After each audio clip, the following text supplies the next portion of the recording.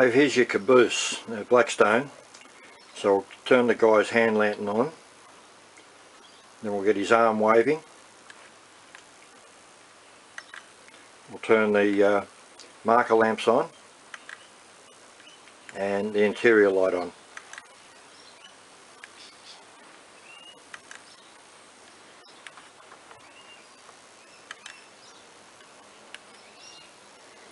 And your lights on the end, just get this camera around here.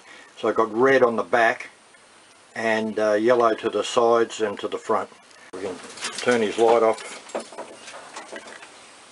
stop his arm from moving,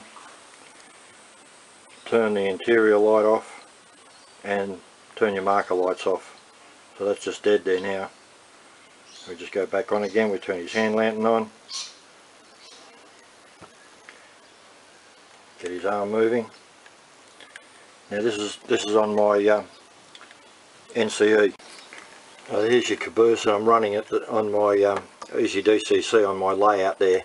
This is my other caboose, so you can see I've got the duplicate numbers, and I've weathered my one, and he's got a red hand lantern on this one, but there's your one working.